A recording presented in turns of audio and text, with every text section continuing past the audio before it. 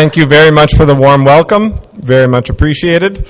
And thank you all for coming and giving me a little bit of your time to hear what I have to say. So first, I'm going to give a quick disclaimer. So this presentation is not meant to be taken as financial advice. I'm not a financial planner. I'm not going to pretend to be one. I'm basically here to share some of my personal perspectives on selected financial issues, and what I'm saying is not representing the views of my company or Mogul or anybody else. Also, forward-looking statements, yada, yada, yada. And myself and directors and officers of my company own shares in Westbridge Capital Partners Income Trust, which is briefly mentioned in this presentation.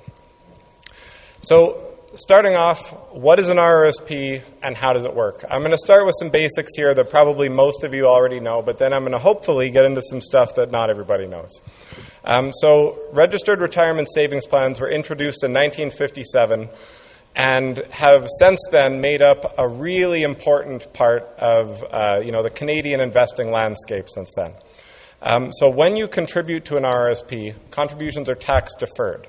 What that means is basically when you make the contribution, you get to remove that from your income, so you get a tax refund, and then when you take it out of the RRSP, you have to pay tax on it. So the idea being that during your working years, you're able to basically lower your income, lower your tax burden, and then in your retirement years, when you don't have income, you're able to pull it out when you're in a much lower tax bracket. Now, the simple act of deferral is huge. If you basically are asked, do you want to pay $1 today or $1 tomorrow, everybody wants to pay later. So if you get to defer something for potentially multiple decades, that is a very big deal. The amount you can contribute is limited to 18% of your income, up to $151,000 for a total contribution of $27,200 per year. It does accrue, so if you've never opened an RRSP, you probably have a bunch of contribution room. It also is indexed, so it goes up a little bit each year. And if you want to know how much you have, you can just check your last tax assessment, or you can log on to the CRA website. For RRSPs, the two main types of accounts are managed, so you get professional advice. You're going to either be paying fees on a transaction-by-transaction basis, or you're going to be paying fees based on the amount of assets that are held. Either one of those can be better or worse. It's also worth considering that the investments themselves will usually have some sort of fee. So if you invest in mutual funds, the person who is managing those funds is taking, often a flat fee, and then the person who is managing that mutual fund is taking another fee, and then that holds stocks. And then those stocks can go up or down, and, whether the stocks do go up or down, you pay anyway. You take all the risk. Those other two parties don't have to take the risk. They still get a significant benefit. Self-directed means no advice. Usually it means flat fees. So it means that there's an annual fee, maybe some kind of a per transaction fee that depends. Another interesting thing about RRSPs that not a lot of people know about is they can be used to balance spousal income. So let's say we imagine a scenario where one partner has a really high income and maybe the other partner is staying at home. The partner with the high income can open a spousal RRSP, an actual entirely different type of account, and they can make a contribution in the name of their spouse. They get the tax deferral, so they effectively get to lower their income, and then their spouse can withdraw that RRSP money. There's actually a 3-year minimum, so after 3 years you can withdraw that money and pay, ideally a significantly lower tax bracket. So this is probably my most boring looking slide, but there's a few important things that I want to cover on here. So first, you got the 2020 combined federal and provincial tax rates for Alberta. And you can see here that they're segmented. So, you start off with 0 to 13,000 at 0%, all the way to 315,000 to infinity at 48%. Now, some people don't understand that our tax rates are marginal, and what that means is that everybody pays whatever bracket they end up at, plus every bracket below that. So, effectively nobody could pay exactly 48%, regardless of how much money you have, because everybody is going to be able to pay 0% on their first 13,000, regardless of how much they make. So if we look at some examples of, just kind of the basics of what contributing to an RRSP looks like. So, first example, somebody with $70,000 in income No RRSP, they've got their tax burden. You can see they're $14,600.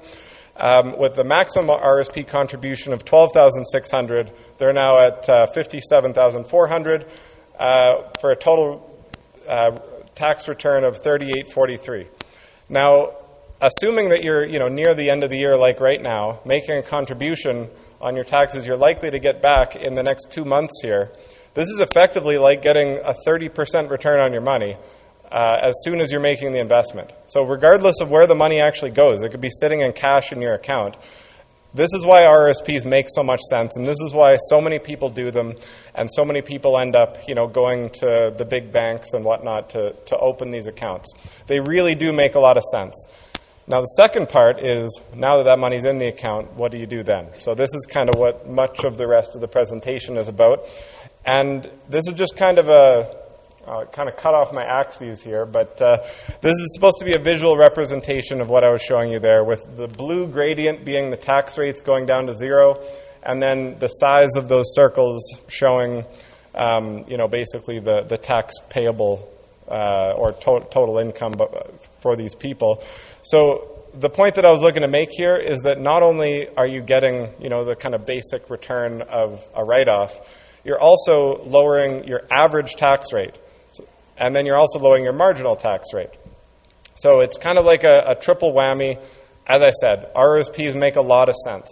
But then again, the real kind of trick comes in now that your money's in an RRSP. What then? So before I dive into that, I want to talk a little bit about markets. So most people know about public markets. You turn on the news, stock market is up, stock market is down. They are the biggest markets in the world. The New York Stock Exchange, the Toronto Stock Exchange, they trade worldwide. They're very accessible. They're very liquid. And the market generally does quite a good job of setting prices. If you're buying ExxonMobil stock, a whole bunch of people have gotten together to agree what that is worth at a given point in time. So you don't really need to worry that you're paying double the price of Exxon stock. They are often highly volatile. That depends on the market that we're talking about. Specifically, stock markets in the last week here, I think you can see they've not had a great time. Now, private markets basically are everything that's not public.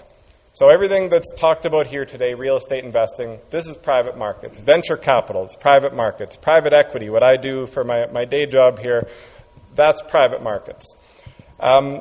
Now, private investing has historically higher rates of return than public markets.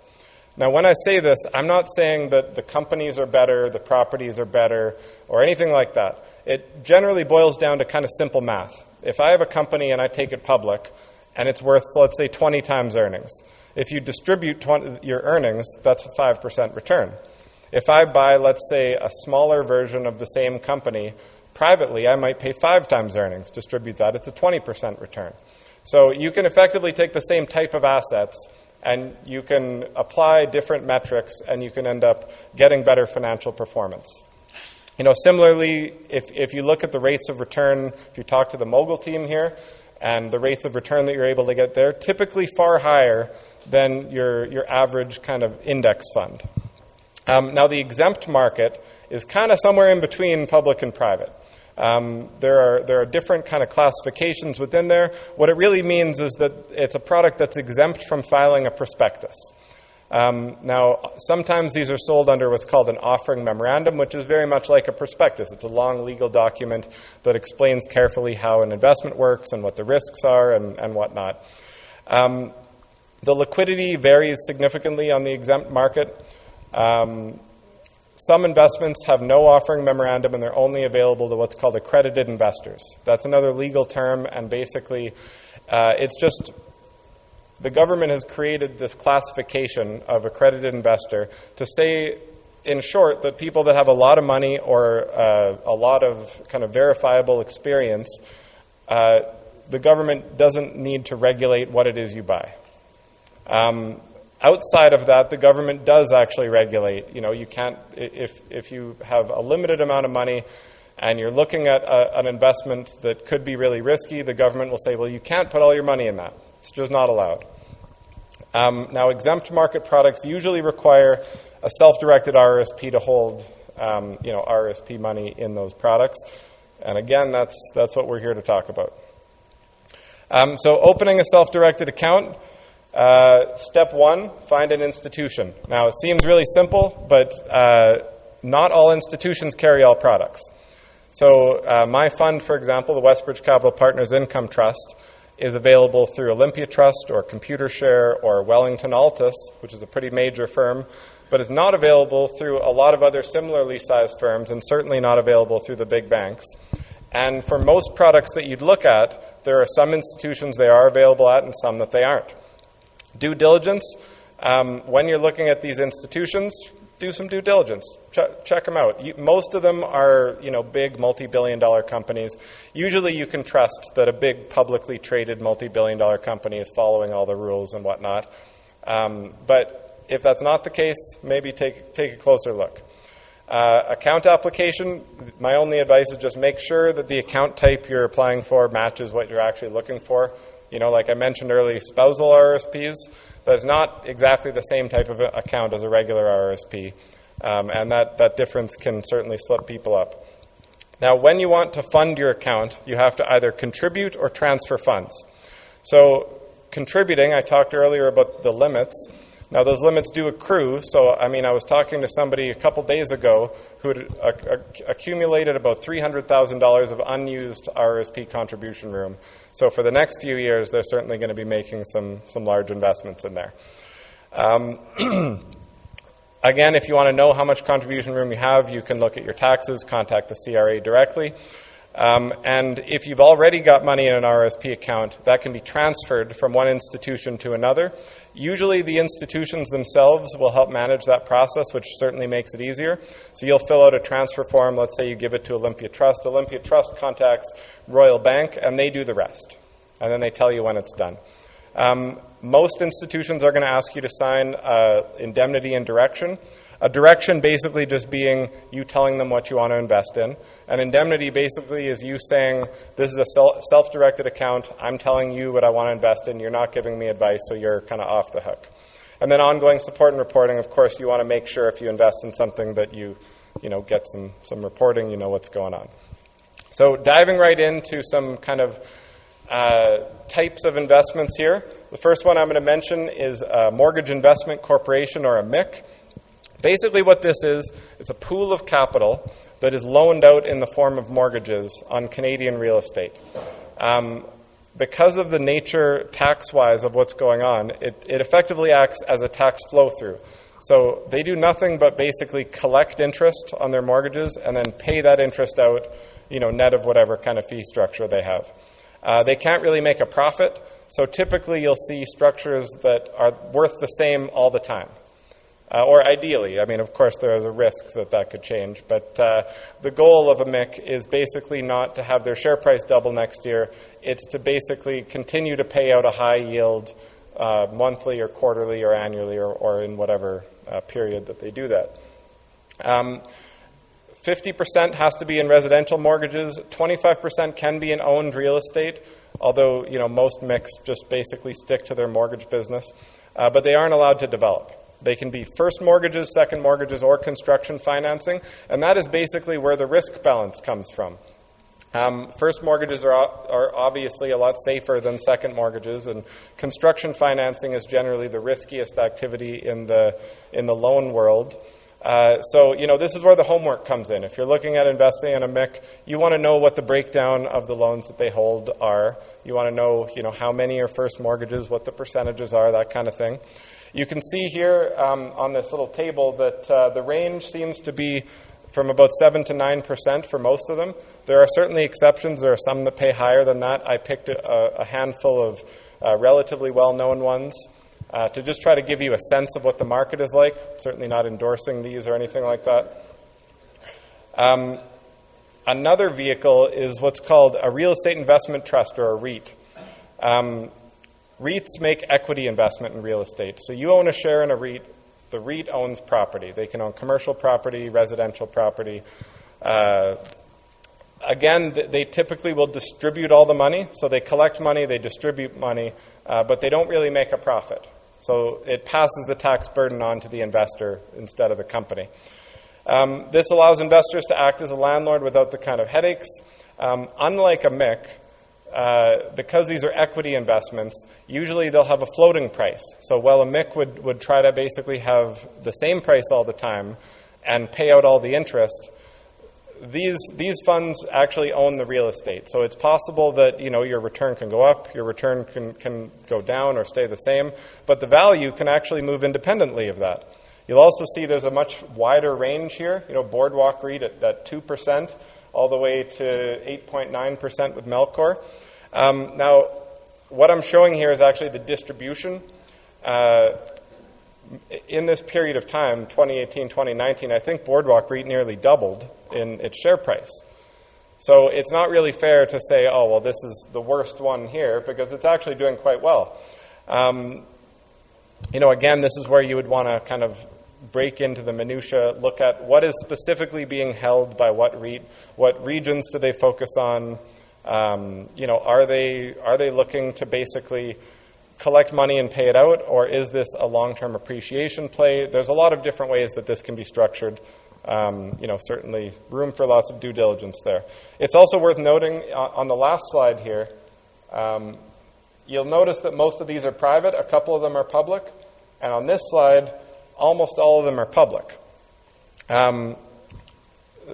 Just something to keep in mind. I mean, these structures can work publicly or privately, but I'm just kind of showing you what's more common. Another thing that is not super widely known that I think is really interesting that you can do with an RRSP account is issue a mortgage. A lot of people are kind of surprised when I talk about this one.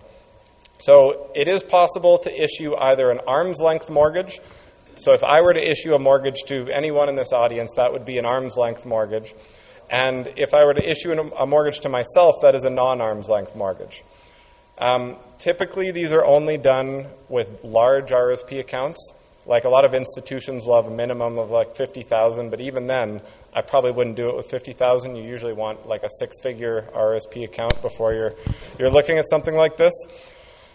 Because there's significant costs. You got the institution charges setup fees, admin fees, account fees. As well, these have to be insured mortgages. So, I mean, I'll get to some examples in the next slide here, but it's possible you might have a mortgage that would be otherwise insured, in which case that's a wash. But if it wouldn't be, this can be a really significant additional cost. This type of mortgage allows you to use, for a non-arm's length mortgage, the higher posted rate as opposed to the discounted rate. So if you're basically taking money out of one pocket and putting it in another pocket, you may well want to do that at a high rate. It seems kind of weird to look for the mortgage with the highest rate, but in this case, that might be exactly what you're looking to do. For an arm's length mortgage, you can use whatever rate is negotiated between the parties. And that can even get pretty high. When I talked to Olympia Trust yesterday, they said that their range was the posted rate to 30%. It kind of shocked me a little bit, but I can't imagine that's super common. If you do this with a non-arm's length mortgage, you have to be able to qualify normally. Or even an arm's length mortgage, whoever you're loaning to still has to qualify normally. There's a trustee in the middle, so credit, income, TDS, GDS, that all has to qualify the way that you would for any other mortgage. Because there's a trustee involved, the trustee manages the mortgage on behalf of the RRSP. So they are not looking out for your interest, they're looking out for that account's interest. So if you were to stop paying yourself, they will still foreclose your property. Because, some people see this type of thing and immediately think, oh, well, I'll just take money out of my RRSP and I'll stop paying it and I'll still own it. That's great. You can't do that. Sorry to burst the bubble. You've got a growing cash balance because you're paying, of course, both interest and amortization. So you'll end up with cash building up in your account. This usually makes most sense for investment properties, as I'll show you right away here. Arm's length mortgages are offered by Olympia Trust, TD Waterhouse, Canadian Western Bank Trust, B2B Bank, and probably others that I couldn't find here. And non-arm's length mortgages are pretty narrow. They're offered by Canadian Western Bank Trust, and that's all I could find on short notice here. So example number one, you buy a new primary residence, non-arm's length, you're giving yourself a mortgage. So $200,000 loan on a $250,000 new purchase, 5-year term, 25-year amortization. You're paying the posted rate of 5.19%. Given those metrics, you could no doubt qualify for a better mortgage. But you're paying more just so that you can basically build up cash in your RRSP. Now, because you're paying yourself, the payment is not tax deductible. So the fact that you're paying more, even if it is to yourself, is actually disadvantaging you. You're taking money that you could otherwise be investing somewhere else, and you're putting it into an RSP account that's locked away that will eventually, maybe decades from now, have to pay taxes. This is a bad idea. Maybe there's some people this would work for. I don't understand why.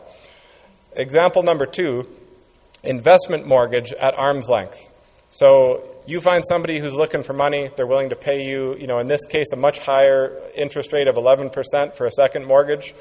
You're now collecting $19.25 a month as a payment. There's no tax implications because this is money coming from somebody else to you. If you're able to find a good mortgage and it goes to completion, this is a great rate of return. So, this is a good scenario. This is something that may make sense. Now, you're going to have to come to the institution with the borrower. So either you have to know somebody who wants to take out a mortgage or a second mortgage, or you have to contact a broker who can arrange this for you. Example number 3, a non-arm's length investment property. So let's say you talk to one of the members of the Mogul team here, and they bring you just a super smoking deal, can't say no, you got money tied away in an RSP you're looking for something to do with. So you make a $200,000 loan on a new investment property. Again, you're paying the posted rate because this is a non-arm's length transaction. Otherwise, same terms as before. But in this case, the payment you make is tax deductible. So what this means is you're effectively taking this great rate of return that the Mogul team found you, lowering it, and thus lowering your tax burden on that property, while building up cash in your RRSP that you get to deduct as you make the payment. So this is another one that can certainly make sense, and this is the sort of thing that you probably wouldn't hear about from most RBC investment advisors and that sort of thing. Okay, so now the last thing I'm going to touch on is private debt funds. Now, private debt funds kind of are somewhere in between the last two that I talked about. This is where my company comes in. Private debt funds are kind of real estate adjacent. They aren't necessarily real estate. They often involve real estate. My company owns a lot of real estate. Our fund has some real estate in it, but it is not necessarily a real estate focus. Private debt funds, again, like a mortgage investment corporation, pool capital and then make loans. But in this case, it's usually loans to companies. Now, those loans can be secured in different ways, and they can be different loan structures. Typically, they're made because they're more flexible. So, they might be used to fund acquisitions or growth or working capital or infrastructure or real estate. They can be backed by asset value, the way that a traditional loan would, or cash flow. You're probably, those of you who do real estate investing are probably familiar with loan-to-value ratio. You put 20% down on a property, it's got 80% loan-to-value. Well, with private debt funds on cash flow loans, you're often looking at something called the DSCR, the debt service coverage ratio. Similarly, it's basically a measure of the buffer that you have. How much wiggle room is there before you start running into trouble making your payments? So as an example for our fund, Westbridge Capital Partners Income Trust, our minimum DSCR is 1.2 or 20% buffer, and the average in our fund is 1.35 or so, about 35% buffer. So again, just a kind of different way to look at a kind of different type of loan metric, I guess. Private debt funds are quite popular among pension funds, institutional investors, and growing in popularity in the mainstream. Here you can see, a rather huge discrepancy in returns paid based on kind of this kind of random sampling that I picked here. You can see our fund at the top, Westbridge Capital Partners Income Trust. We've paid 11% since inception. We have a fairly stable business model. We have a healthy loan portfolio. But then you can also see at the bottom here, and I don't know much about Algonquin Debt Strategies Fund, but I have to assume, based on the nature of their business, that in 2018 they probably had some bad debts. And the only reason I show you that is because this whole asset class of mix and REITs and private debt funds is a risky asset class. Go in with your eyes open. Do your own research. Anybody who's telling you, just sit down and trust me, be very skeptical of those people. And anybody who's telling you, show up to events like this, educate yourself, dig as deep as you can, maybe trust that a little more. So on the topic of going in with your eyes open, there's a lot of things to look out for. A few that I will kind of show you that I always look out for. Reputation. Historical returns are certainly a very important factor when considering future returns. Our fund, again, has a great track record of returns. And then the type of information that you're getting. Every investment out there is going to have a glossy brochure, and they're going to say, we have a great investment, and take that with a grain of salt. If you look through the minutia, you look through the actual the actual properties that make up a REIT, you look through the actual loans that make up a MIC or private debt fund, the devil's in the details. And if you look through a set of financials, even all financials are not created equally. So we've got what's called notice to reader financials, review engagement, and audited financials. And those kind of sound similar, but they mean drastically different things. So if you look at a set of financials prepared by Joe Blow's local accounting firm you've never heard of before, and it's a notice to reader set of financials, the notice is basically the accounting firm saying, we haven't actually checked everything. So this is, kind of the best that we come up with based on the information that we have. If you're looking at a set of audited financials from a Big Four firm, KPMG, Deloitte, MNP, something like that, that's written in stone. I mean, you can trust that to the end of the earth, as far as I'm concerned. Diversification is really important. I will say it's a very important consideration. In some cases, you might not be looking for diversification. You might be looking for an investment that is focused on a particular region because you really like that region. But there are multiple types of diversification to consider here. Simple diversification is just if you take a like thing and have a bunch of them, then you can spread the risk. Geographical diversification is pretty obvious. Obviously, different areas in Canada have very different economic drivers, and you could make all sorts of different predictions based on different regions. And then this last one is more for private debt funds, but industry diversification is pretty important as well. And then the last point is a little bit of a technical one, but correlation. Public markets tend to move in a correlated fashion. One thing goes up, other things go up. One thing goes down, everything goes down. So if you're investing on the TSX and the New York Stock Exchange is going up, the TSX is most likely going to be going up as well. And that can be risky. If you have everything in your portfolio correlated to everything else in your portfolio, then if something starts going down, then everything can start going down, and that is certainly risky. Usually what happens is the highest correlation is in the public markets because they have factors like market sentiment and whatnot. Like if you look at, let's say, Tesla, great company, like their cars, but to look at their current stock price and say that the real driver behind that is the money they made last quarter, it's not. It's the market sentiment. People like the company, people see a bright future for the company. In private investing, usually the fundamentals are the driver. Usually, like let's say I'm going out and buying a business or I'm buying a property or, investing in a self-directed RRSP investment. If it's got limited liquidity, then the real driver should be what it's paying, that kind of thing. So you can easily end up with a circumstance like some of our portfolio companies have where the economy's not doing well, but those companies still plug along. They keep, producing a profit every year, and that's great. We strive with our fund to be non-correlated. So just something to look out for. Now, we're not really doing a question period at the end here. I will encourage everybody to come introduce themselves to me. I've got a bunch of business cards. I'd be happy to chat. I've even got a few brochures tucked away in my briefcase there. So have a good night.